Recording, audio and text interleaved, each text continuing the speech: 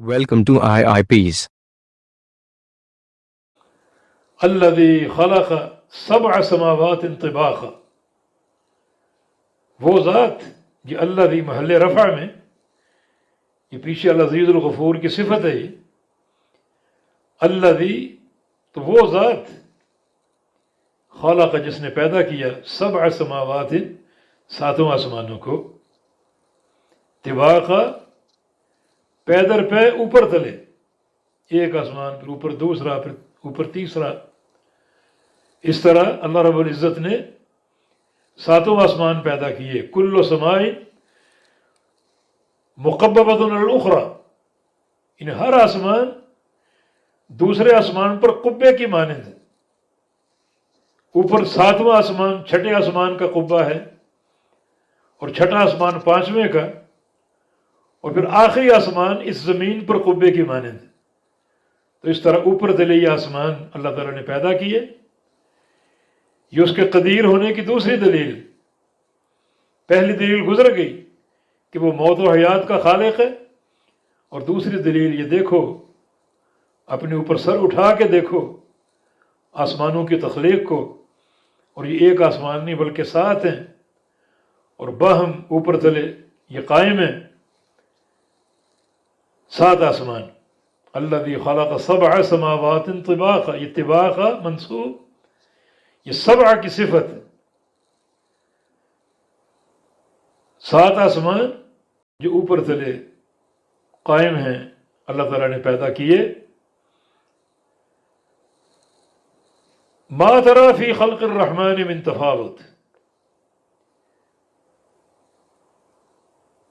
تم نہیں دیکھو گے، یہ خطاب رسول اللہ صلی اللہ علیہ وسلم سے، نہیں دیکھو گے تم فی خلق الرحمن، رحمان کی اس پیدائش میں، تخلیق میں، من تفاوت کوئی خلل، کوئی کمی یا کوئی کجی، ان 7 آسمان ہیں، اور تم دیکھو، اور کسی آسمان میں آپ کو کوئی کجی نظر نہیں آئے گی۔ سوال یہ کہ ہمیں تو صرف پہلا آسمان نظر آتا ہے، تو باقی 6 تو نظر نہیں آتے۔ جواب یہ کہ سب نظر آتے ہیں، آسمان شفاف ہیں، اور ہر آسمان کو نیچے سے دیکھنے والا اسے دوسرا آسمان بھی دکھائی دے گا، تیسرا بھی، چوتھا بھی، کیونکہ 7 آسمان شفاف ہیں، کوئی غلیظ نہیں ہے کہ ایک آسمان اگر نظر آئے تو باقی آسمان ڈھک جائیں، بلکہ انتہائی شفاف ہیں۔ تو آپ دیکھیں، آپ کو رحمان کی اس پیدائش میں، اس پیدا کرنے میں کوئی خلل، کوئی کجی نظر نہیں آئے گی۔ تفاوت کا معنی اعوجاج یا نقص، یہ فوت سے ماخوذ ہے۔ فوت، جب کوئی مرتا ہے تو کہتے ہیں فلاں فوت ہو گیا، تو فوت ہونے کا معنی اس میں ایک بندے کی کمی ہو گئی۔ تو تفاوت کا معنی کوئی کمی بیشی، یا کوئی ناہموار چیز، یا کوئی نقص، یا کوئی خلل، یا کوئی کجی آپ کو دکھائی نہیں دے گی ان 7 آسمانوں میں۔ فرجع البصر، لوٹاؤ اپنی نگاہوں کو، فرجع البصر، اپنی نگاہ کو لوٹاؤ اوپر آسمانوں کی طرف۔ هل تری من فطور، کیا تم دیکھتے ہو کوئی بھی خلل یا شگاف؟ فطور یہ فطر سے ہے، اور فطر کا معنی شق، شگاف ایک چیز میں، یہ ایک چیز کٹ جائے اور اس میں خالی جگہ نظر آئے، تو آپ اپنی نگاہ دوڑائیں، لوٹائیں، دوبارہ دیکھیں، آپ کو کوئی شگاف نظر آئے گا ان آسمانوں میں۔ ثم ارجع البصر، پھر لوٹاؤ اپنی نگاہ کو، دوبارہ نظر دوڑاؤ، کرتین، یکے بعد دیگرے، بار بار، پھر دیکھو اور پھر دیکھو۔ یہ کرتین جو ہے اگرچہ بظاہر تثنیہ کا صیغہ ہے مگر اس سے مراد کثرت ہے، بار بار دیکھو، ایک بار دیکھو پھر دوبارہ دیکھو پھر دوبارہ دیکھو، چاہے 100 بار دیکھ لو۔ یہ کرتین تثنیہ کا صیغہ، مراد کثرت، جیسے لبیک اور سعدیک، یہ دونوں تثنیہ ہیں مگر اس میں کثرت کا معنی، لبیک کا معنی بار بار حاضر ہونا، اور سعدیک کا معنی بار بار کی حاضری سے سعادت کو طلب کرنا اور سعادت کو کشید کرنا اور حاصل کرنا۔ تو کرتین تثنیہ کا صیغہ ہے مگر مراد جو ہے وہ کثرت، کہ آپ لوٹائیں اپنی نظروں کو اور بار بار لوٹائیں، آسمانوں کی طرف دوڑائیں۔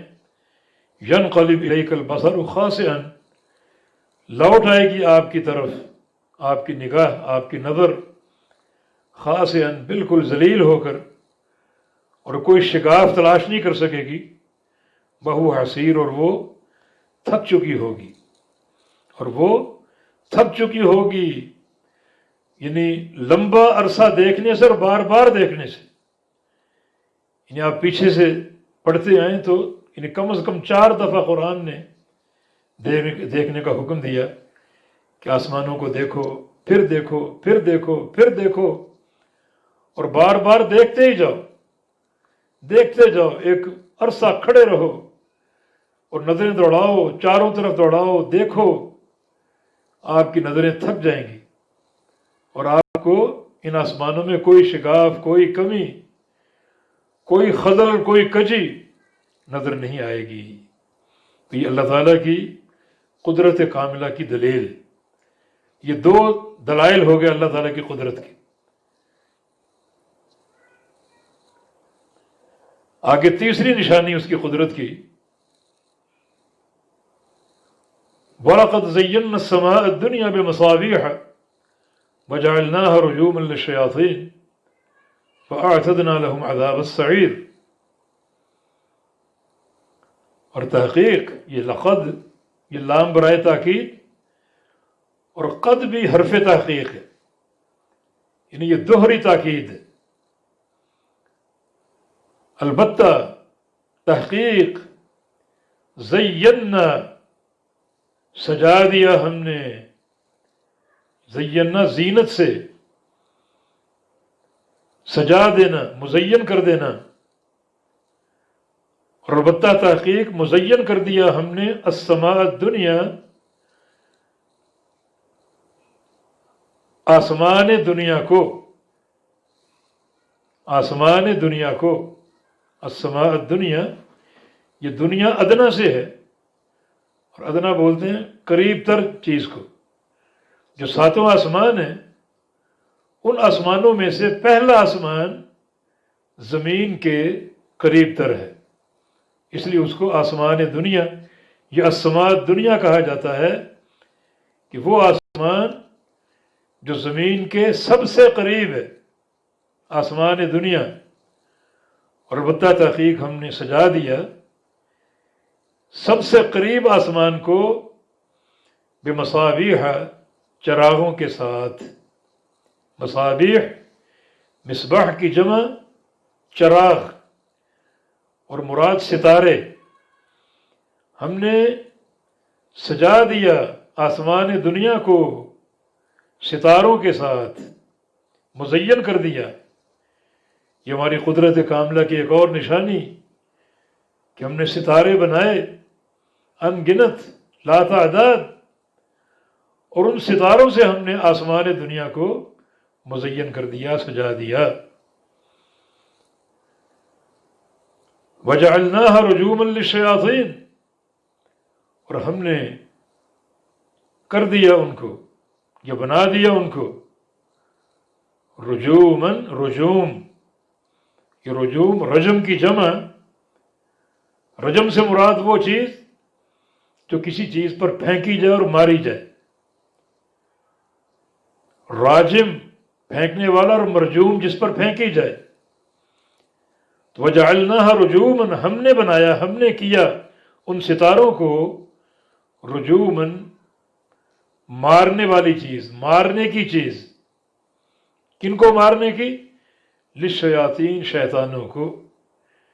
شیاطین شیطان کی جمع، اور شیطان شطن سے ماخوذ ہے، اور شطن کا معنی بعد، دور ہونا. چونکہ شیطان کو اللہ تعالیٰ کی رحمت سے اور جنت سے دور کر دیا گیا ہمیشہ کے لیے، اس لیے اس کو شیطان کہا گیا.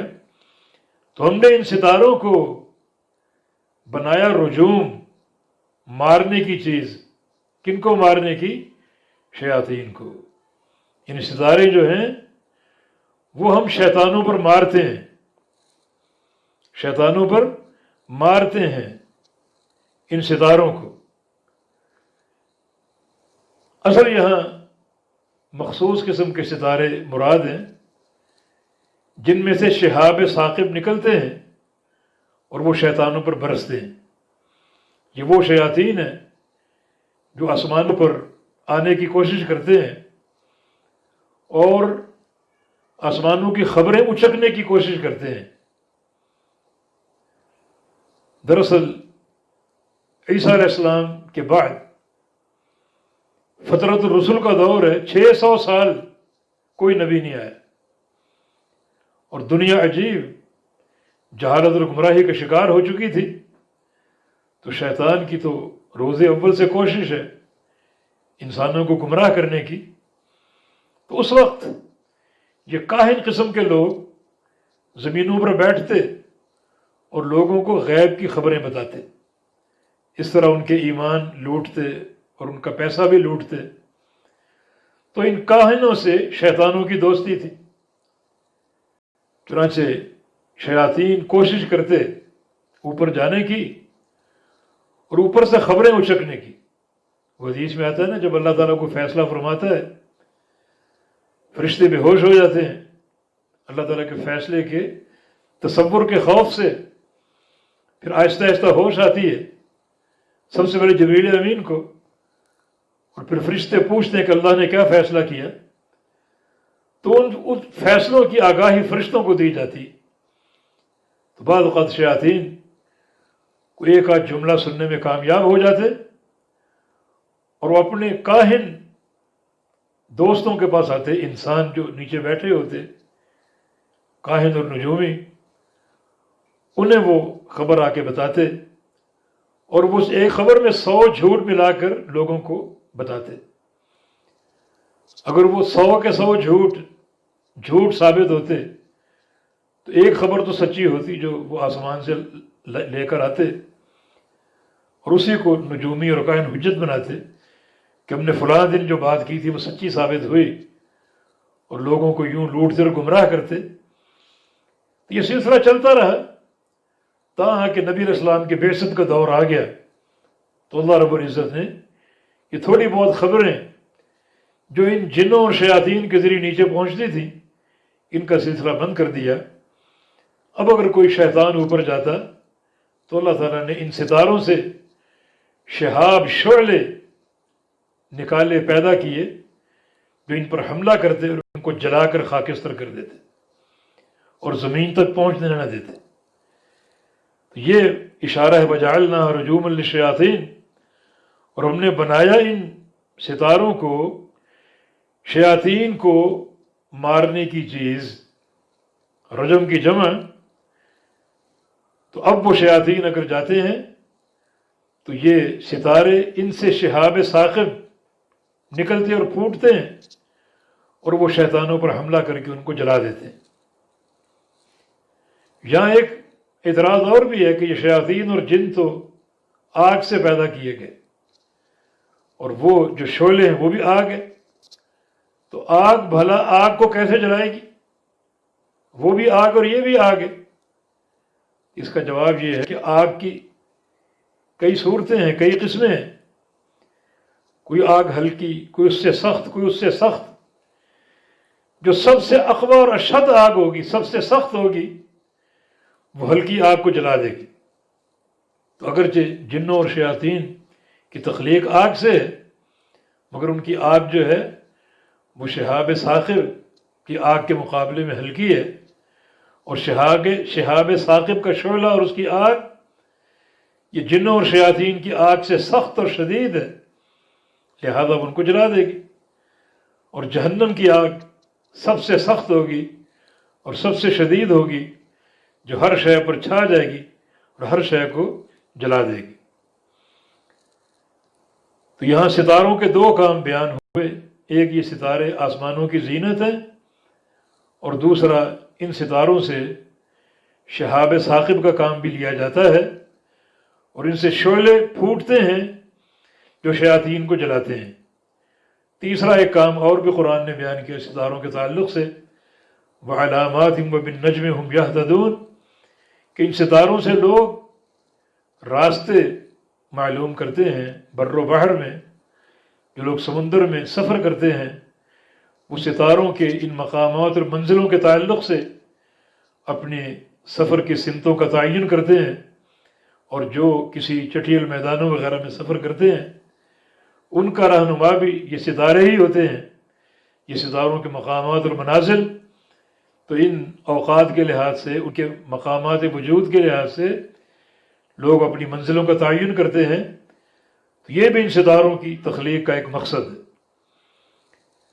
تو شیاطین کا ذکر کیا، اور آگے فرمایا کہ وَأَعْتَدْنَا لَهُمْ عَذَابَ السَّعِيرِ، اور ہم نے تیار کیا ہے ان کے لیے عذاب السعیر، بھڑکنے والی جہنم کی آگ کا۔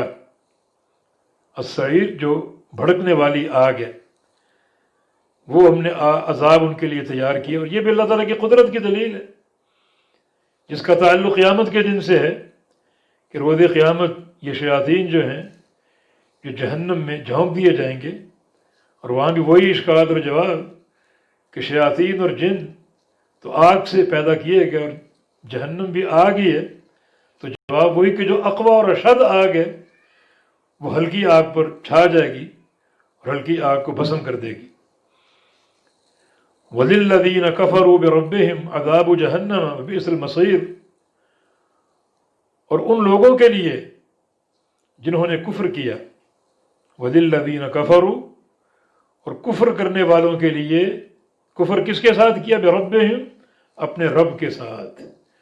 رب کو نہیں مانا، اس کی توحید کو نہیں مانا، اس کے اسماء و صفات کو نہیں مانا، اس کی ربوبیت کو، الوہیت کو نہیں مانا، کفر کیا اپنے رب کے ساتھ، جو اس کی آیات بینات، اس کا دین اور شریعت، اسے نہیں مانا، تو ان کے لیے کیا ہے؟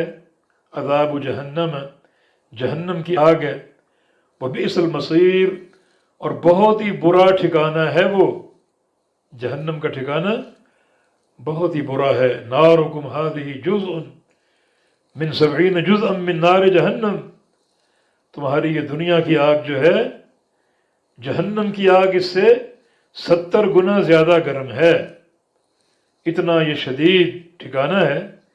تو جن لوگوں نے اپنے رب کے ساتھ کفر کیا، اس کی آیات بینات کے ساتھ، اس کی توحید اور اسماء و صفات اور ربوبیت اور الوہیت کے ساتھ کفر کیا، ان کے لیے جہنم کا عذاب ہے اور بہت ہی برا ٹھکانہ ہے۔ اذا القوا فیہا سمعوا لہا شہیقا وہی تفور، اور جب ڈالے جائیں گے وہ لوگ فیہا، اس میں، اس آگ میں، جہنم میں، تو سمعوا لہا شہیقا، سنیں گے وہ اس کے لیے، اس جہنم کے لیے، یا جہنم میں سے، شہیقا، چیخنا، چلانا، بڑی مکروہ آوازیں۔ بعض مفسرین نے ان آوازوں کو گدھوں کی آوازوں سے تشبیہ دی، بڑی بلند اور خوفناک آوازیں سنیں گے، کہ جب ان کفار کو جہنم میں ڈالا جائے گا تو وہ سنیں گے اس وقت جہنم میں سے آوازیں چلانے کی، چیخنے کی۔ وہی تفور، اور وہ جہنم جو ہے وہ جوش مار رہی ہوگی۔ تفور کو مانا تغلی، ابل رہی ہوگی، اور ابلنے کی بنا پر جوش مار رہی ہوگی۔ یہ جہنم جس میں ان کو ڈالا جائے گا، جب ڈالے جائیں گے تو آگ کی شدت تو ہوگی، مگر ہولناک چیخیں بھی ہوں گی، اور جہنم چلائے گی بڑے ہولناک انداز سے، اور وہ جوش مار رہی ہوگی اور ابل رہی ہوگی عذاب اور آگ کی شدت کی بنا پر۔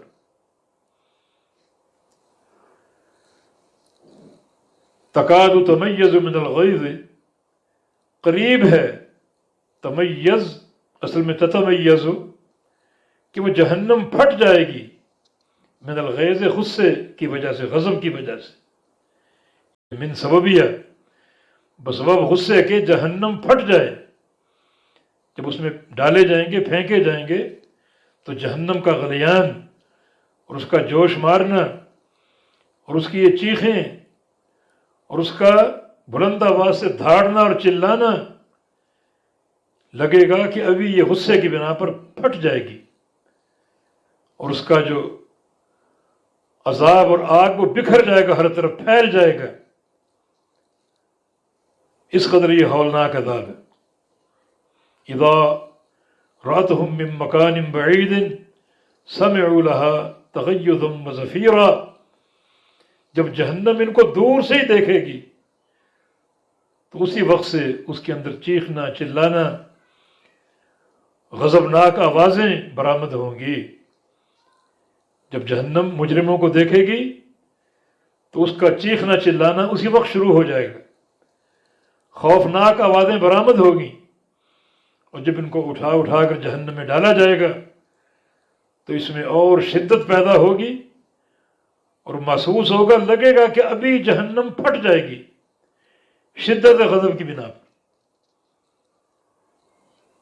کلما القی فیہا فوج سألہم خزنتها الم یأتکم نذیر، جب بھی ڈالا جائے گا فیہا اس جہنم میں، فوج کسی جماعت کو، جب بھی ڈالا جائے گا فیہا اس جہنم میں، فوج کسی بھی جماعت کو، یعنی جہنم میں لوگ گروہ در گروہ اور جماعت در جماعت داخل کیے جائیں گے، یعنی فردن فردن نہیں، بلکہ لوگ جماعتوں، ٹکڑیوں کی صورت میں اور گروہوں کی صورت میں داخل کیے جائیں گے۔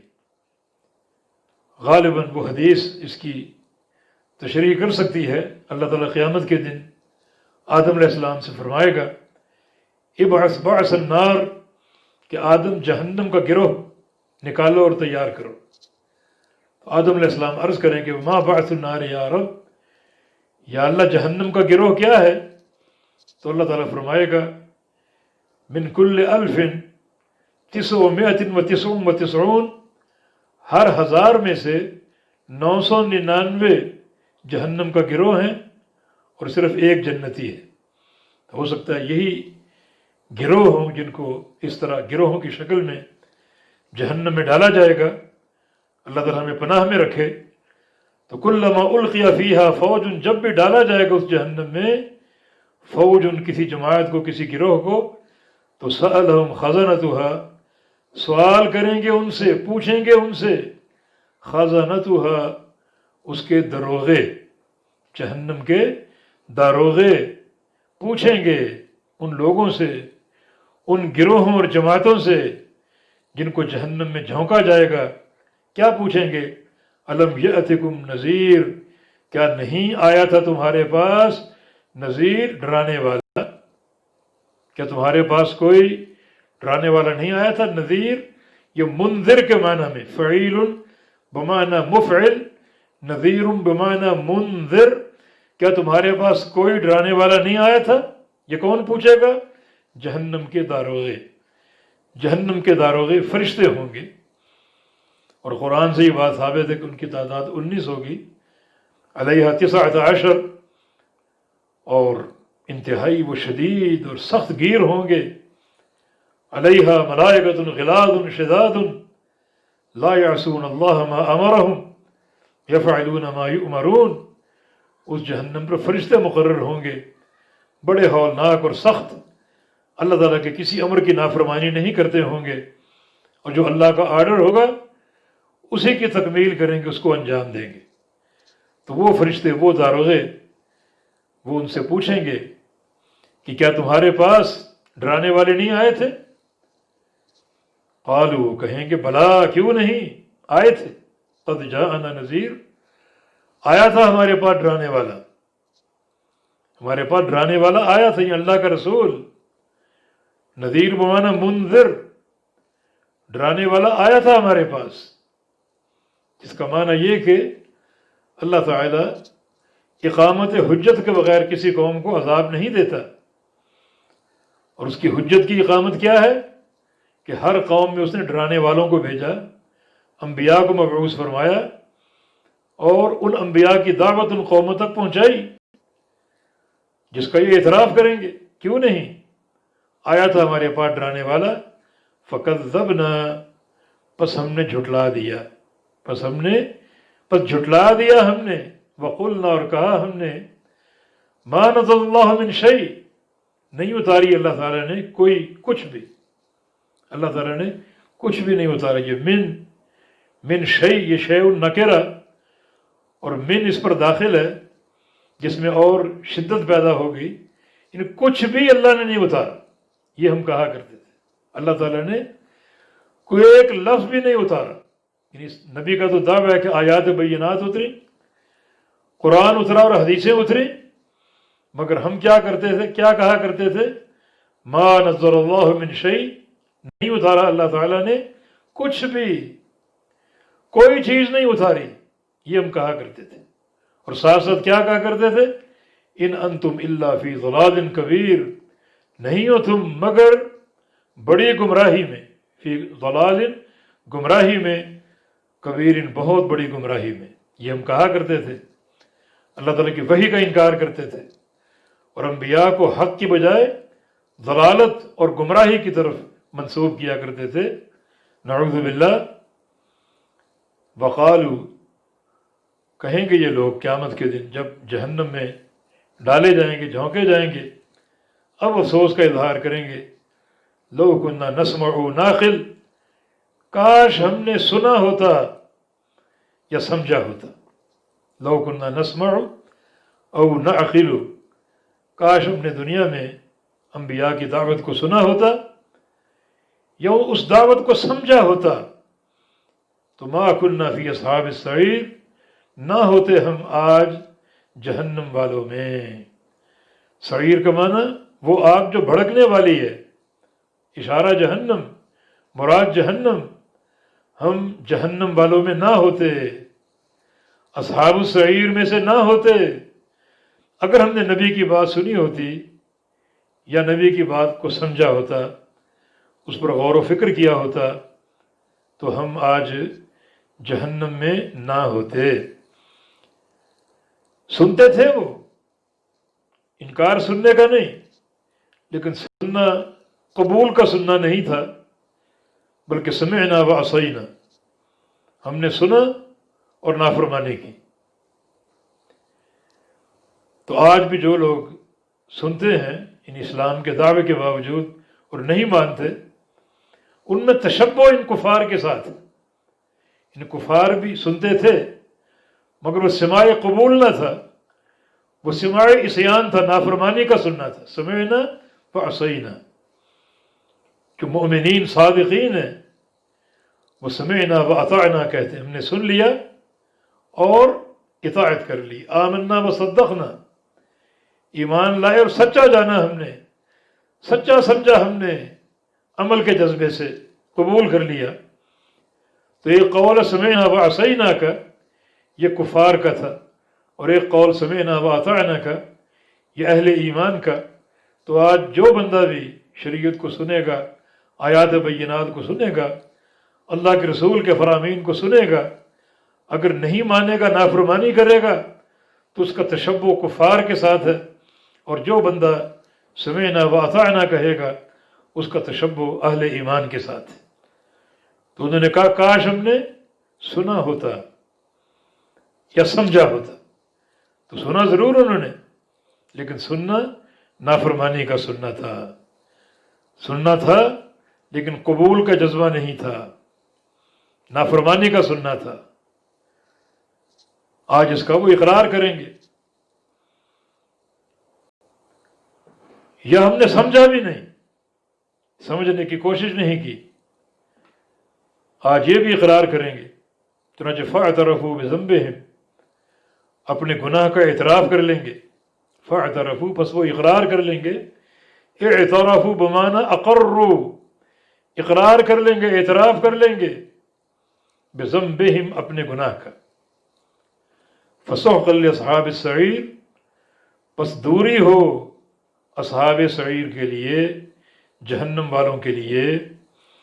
یہ سحقاً بمعنی بعداً، یہ منصوب ہے، اس کا عامل محذوف ہے۔ ان الزمہم اللہ سحقاً، اللہ نے دوری ان پر لازم قرار دے دی۔ یہ اسحقہم سحقاً، اللہ ان کو دور کر دیا، دوری ہو ان کے لیے۔ یہ دوری ہونے کا معنی دھتکارنا، اور دھتکارنے میں لعنت ہوتی ہے اللہ تعالیٰ کی طرف سے۔ تو اس سحقاً اس کے معنی میں دور کرنا، دھتکارنا، لعنت کا مستحق قرار دینا، کن کو؟ اصحاب السعیر، ان جہنم والوں کے لیے، اس بھڑکتی آگ والوں کے لیے کیا ہے؟ دوری، لعنت اور دھتکارنا اللہ تعالیٰ کی رحمت سے اور جنت سے۔ آگے اللہ تعالیٰ کی قدرت کاملہ کی ایک اور نشانی جو قیامت کے دن کے لیے ہے کہ ان الذین یخشون ربہم بالغیب لہم مغفرۃ واجر کبیر، بے شک وہ لوگ جو ڈرتے ہیں اپنے رب سے، بالغیب غیب سے، غائبانہ ڈرتے ہیں اپنے رب سے، لہم مغفرۃ واجر کبیر، ان کے لیے مغفرت ہے، گناہوں کی بخشش ہے اور اجر ہے بہت بڑا۔ جن لوگوں کے دلوں میں خشیت ہے اللہ تعالیٰ کی، غائبانہ ڈرنے والے، ان کے لیے مغفرت اور اجر کبیر ہے۔ یہ غائبانہ ڈرنے کی بہت سی علامتیں ہیں، یعنی یہ غائبانہ ڈرنا کسی دعوے سے ثابت نہیں ہوتا، بلکہ اس کے لیے دلائل چاہیے، اور اس کی ایک دلیل یہ ہے کہ الذین یخشون ربہم بالغیب وہم من الساعۃ مشفقون، کہ وہ قیامت سے بھی ڈرتے ہوں۔ جن لوگوں کے دلوں میں اللہ کا خوف ہے اور اللہ کے خوف کے دعوے دار ہیں، تو اس دعوے کی تصدیق یہ کہ وہ قیامت کو پڑھتے ہوں، قیامت کو جانتے ہوں، قیامت سے ڈرتے ہوں، اور قیامت کی نجات کے بارے میں سوچ و بچار کرتے ہوں، شریعت کی ہدایات سنتے اور لیتے ہوں، عذاب سے بچاؤ کی صورتیں معلوم کرتے ہوں، اور ان کو اپنانے والے ہوں، تو وہ لوگ ہیں جو حقیقت میں اللہ تعالیٰ سے ڈرتے ہیں اور جن کا خشیت کا دعویٰ سچا ہے۔ من خشی الرحمن بالغیب وجاء بقلب منیب، یہ بھی ایک اللہ تعالیٰ کی خشیت کی دلیل ہے، جو رحمان سے ڈرتے ہیں غائبانہ، اور وہ لاتے ہیں ایسا دل جس میں انابت ہے، اللہ تعالیٰ کی رجوع، توبہ اور استغفار، اللہ تعالیٰ کو پکارنا، اللہ تعالیٰ کو یاد کرنا، اور اسی کے ساتھ جو ہے وہ خلوت اختیار کرنا، تنہائی میں یاد کرنا، جلوت میں یاد کرنا، خوف اور خشیت کے ساتھ، دل کی خشیت کے ساتھ۔ تو اس خشیت کا مرکز انسان کا دل ہے، اور حقیقی جو خشیت وہ دل کے اندر ہی ہے۔ رسول اللہ صلی اللہ علیہ وسلم نے فرمایا تھا التقویٰ ہاں ہونا، تقویٰ یہاں ہے، واشار الی قلبہ، آپ نے اپنے دل کی طرف اشارہ کر کے فرمایا کہ تقویٰ یہاں پر ہے۔ تو جو لوگ اللہ تعالیٰ سے ڈرتے ہیں، خشیت اختیار کرتے ہیں، اور ان کا خشیت اختیار کرنا ان علامات کے ساتھ ہو، ان کے دل میں انابت ہو، رقت ہو، ان کے دل میں خشیت ہو، اللہ تعالیٰ کا خوف ہو، اور وہ قیامت سے ڈرنے والے ہوں، قیامت کے ذکر سے رونے والے ہوں، اور قیامت کو بار بار یاد کرنے والے ہوں۔ یہ مقام بڑا اہم ہے، انبیاء اور صدیقین کا مقام ہے یہ۔ اللہ تعالیٰ نے انبیاء کے بارے میں فرمایا یخشونہ ولا یخشون احدا الا اللہ، کہ انبیاء اللہ سے ڈرتے ہیں، اللہ کے علاوہ کسی سے نہیں ڈرتے۔ تو اللہ کی خشیت یہ انبیاء کا شیوا تھا، انبیاء کی منزلت، رتبہ اور ان کا مقام تھا۔ تو جو لوگ حقیقت میں اپنے دل میں خشیت رکھتے ہیں، اللہ کا خوف رکھتے ہیں، وہ در حقیقت اسوہ انبیاء کے پیروکار ہیں، اور اللہ تعالیٰ ان کو بڑا اونچا اعلیٰ درجہ اور مقام عطا فرمائے گا۔ اس آیت کریمہ سے کل ہم دوبارہ آغاز کریں گے، ان الذین یخشون ربہم۔ بارک اللہ فیکم وصلی اللہ علی نبینا محمد وعلی آلہ